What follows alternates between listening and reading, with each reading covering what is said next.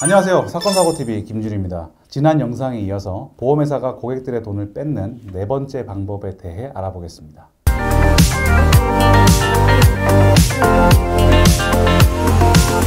그 네 번째 방법은요, 약관의 해석에 대한 문제입니다. 보험 계약하시고 나서 우편물로 보험약관 책장 한번 받아보신 적은 다들 있으실 겁니다.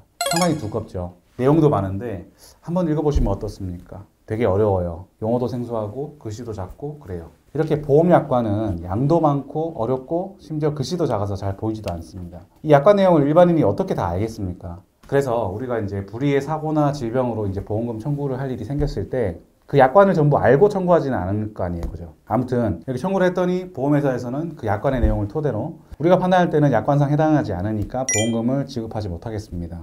이런 사례들이 있다는 거죠. 대표적으로 어떤 경우가 있냐면요, 지금은 많이 없어지고 있습니다만 그 암 입원 일당이라는 담보를 예로 들어볼게요. 옛날 판매된 암보험은요, 암 입원 일당이라는 이름으로 입원했을 때 하루에 10만 원씩 나오는 그런 특약들이 있었어요. 그런데 지금 판매되는 암보험에는 암 입원 일당은 이렇게 돼 있어요. 암 직접 치료 입원 일당. 이렇게 해가지고 실제로 우리가 뭐 대학병원에서 암 수술을 했다, 항암 치료를 한다 했을 때 한 4, 5일 정도는 입원하게 되거든요. 그런 게 이제 암 직접 치료 입원으로 보고 그 해당 병원의 입원만 우리가 입원 일당을 지급하겠다, 이렇게 이제 표현을 하고 있는데요. 예전 암보험에는 그런 게 없었어요. 그래서 어떤 일이 벌어졌냐면, 암이라는 게 굉장히 중대한 질병이죠. 그런 질병에 걸렸을 때 우리가 이제 대학병원에서 암 수술한다고 한 달, 두 달 이렇게 길게 입원하지는 않잖아요. 왜냐하면 대학병원에서는 중대한 환자들이 계속 들어오기 때문에 일단 수술 같은 중대한 치료를 마치고 보통은 퇴원시킵니다. 다른 병원으로 가라고 하든지. 그래서 이제 암 같은 경우에는 또 요양도 중요하다 보니까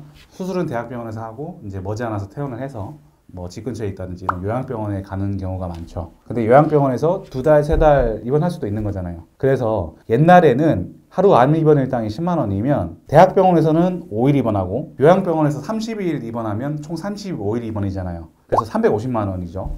이렇게 보험금을 주는 시절이 있었다는 거죠. 그런데 이게 점차 이제 암 진단이 많아지다 보니까 보험사가 이제 안 주기 시작한 거예요. 이거는 이제 요양병원은 그냥 요양하기 위해 입원한 거 아니냐, 이게 무슨 암 치료를 위한 암 입원이냐, 이렇게 해서 보험금을 안 주기 시작했고, 보험회사에서 심지어 이제 보험금을 못 준다면서 이제 먼저 소송을 거는 그런 경우도 있었습니다.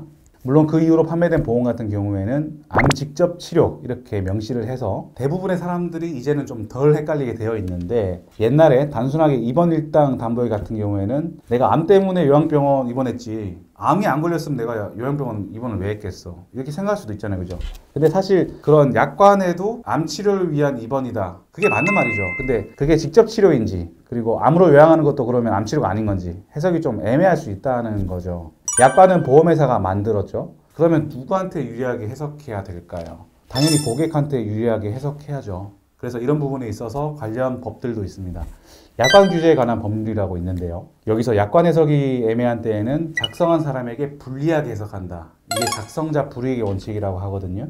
그리고 보험약관에도 그런 내용이 있어요. 보험약관의 내용이 불명확하여 해석이 모호할 때는 보험계약자에게 유리하게 해석합니다 라고 이렇게 나와 있거든요.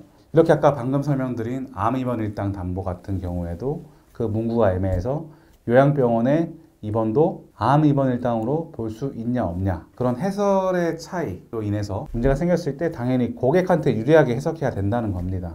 보험금을 지급해야 된다 이 말이죠. 지금까지 보험회사가 고객의 돈을 뺏는 네 가지 방법에 대해 모두 알아보았습니다. 영상 시청해 주셔서 감사드리고요. 또 다른 주제로 찾아뵙도록 하겠습니다. 감사합니다.